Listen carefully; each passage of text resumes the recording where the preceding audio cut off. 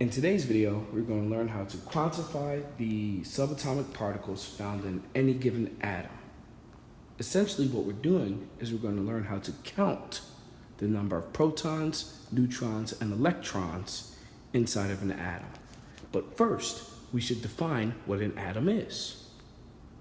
So an atom is a neutrally charged subunit of all elements. They're found everywhere. So let's take a look at an example. We have He, that's the symbol for helium. And next to this particular atom are two numbers. The first number on the bottom is known as the atomic number. This will tell you the number of protons present in the atom. The top number, on the other hand, is the mass number. This is the sum of the amount of protons and neutrons found in your element. There's one more number that's not present, but we should definitely talk about because it's going to be important later on as you study chemistry, and that's the charge. The charge will change the number of electrons found in your atom. If it's blank, like it is in this case, the protons has to equal the number of electrons. Why? Because if it's neutral, that means it has no charge. The charge is 0. So therefore, the number of protons, which has a positive charge, has to equal the number of electrons, which has a negative charge. So let's take a look at some examples of all of this in action. The first one that we're going to take a look at is carbon-13. So the first question that we have to ask ourselves is, how many protons does carbon-13 have? Well, if you remember from the last slide, the atomic number gives you the number of protons present in your sample. So therefore, in this case, carbon has 6 protons. Why? Because the atomic number is 6. And this is going to change. The atomic number changes for each and every single element. That's how we can tell one element from the next, the number of protons, or the atomic number. Now, what about the number of electrons? Do you see a charge?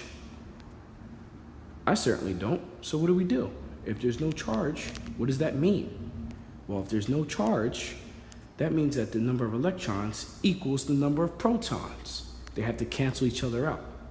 So therefore, the number of electrons also equals 6 in this case, but not always. So now that we have the protons calculated and the electrons calculated, what about the neutrons? Well, do you remember the equation? Maybe not, so let's take a look. The mass number equals the number of protons plus the number of neutrons. So in this case, we're going to need to solve for the number of neutrons by isolating the neutrons from the protons. So how do we do that? Well, with a little simple algebra, we'll subtract protons from both sides, and we'll wind up with the following equation. Mass number, which is circled here in blue, minus the number of protons, which is circled here in yellow, equals the number of neutrons. So now we can plug in some numbers. So we take the mass number of 13, we'll subtract 6 from it, and we'll come up with what? Good. We come up with 7 neutrons. That's exactly correct. So in this case, our proton, or our carbon, on the other hand, our carbon-13, as it stands out, will have 6 protons, 6 electrons, and 7 neutrons. So the only thing we have to do left is name it. So in this case, the name of the atom is carbon-13. Carbon comes from the symbol C on the periodic table, and the 13 is just the mass number moved over. So when we're identifying an atom or an isotope of an atom, we have to list the name, put a little dash in between, and just tell the mass number. So in this case, carbon-13, this also reads carbon-13. Okay, so now let's take a look at sodium-24. let's count the amount of protons. Wait a minute. Normally what we would do is we would look at the atomic number, but there's no atomic number present. No worries, nothing we can't fix. So, if it's blank, we're going to look right onto the periodic table, okay?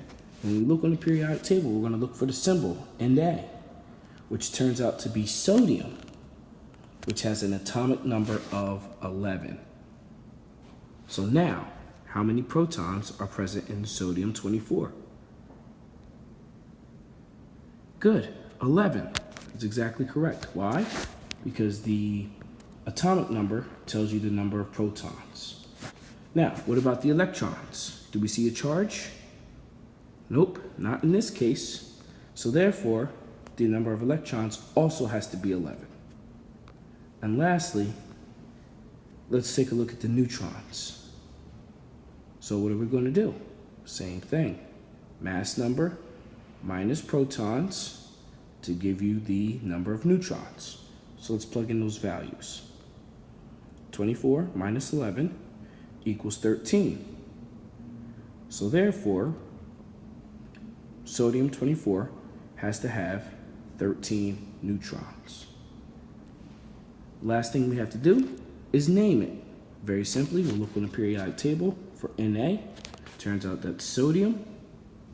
We're going to drop down the mass number to say sodium-24. All right, 2 more examples. Let's go. Now, in this case, look what we have here. We have the mass number, and we have the atomic number, but no symbol. So it makes things a little bit tougher, but nothing we can't handle, certainly. So we have the mass number, we have the atomic number, but we have no chemical symbol, no elemental symbol. So what should we do? Well, we're going to look on the periodic table for the symbol, and we're also going to look for the atomic number. So if we can find this atomic number on our periodic table, we'll be able to figure out the symbol and the name as well. So in this case, with 34 protons, or an atomic number of 34, what element do we have? Well, it turns out the element that we have is selenium, and the symbol for selenium is Se. So now we can just bring this Se into our atom. Now we figured it out. Easy does it. Okay, so let's get back to the same question. How many protons? I already mentioned it a little bit earlier. In this case, it's going to be 34. How many electrons? Do we have a charge? Okay, we don't have a charge, so the answer to this question is 34 electrons. What about the number of neutrons? Same deal. Mass number minus protons. In this case, will give you the neutrons. So 78 minus 34 equals 44. Therefore, there are 44 neutrons. And of course, the name, selenium-78. All right, last example. Let's take a look at bromine-75. So now we're going back the other direction. We have the name and we have the mass number. So from the name, you can come up with the symbol, the atomic number, which will lead you to calculate the number of protons. The second value that you see here, this will give you direct access to the mass number because they're the same thing. All right, so in this case, bromine is Br, the mass number is 75, and look, when you have your isotopes written this way or this way, it tells you the same exact information. So, bromine 75, this reads bromine 75. These are 2 different ways to indicate the presence of an isotope. Now, the mass number, or the atomic number in this case for bromine, is in fact 35. All right, so the number of protons would equal 35. The number of electrons would equal, also in this case, 35. Why? because there's no charge. So 35 protons, 35 electrons cancels each other out. And of course, lastly, we have to take a look at the number of neutrons.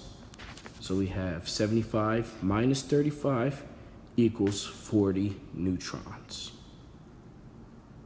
All right, so hopefully this helps to clarify how to quantify subatomic particles. I'll see you on the next video.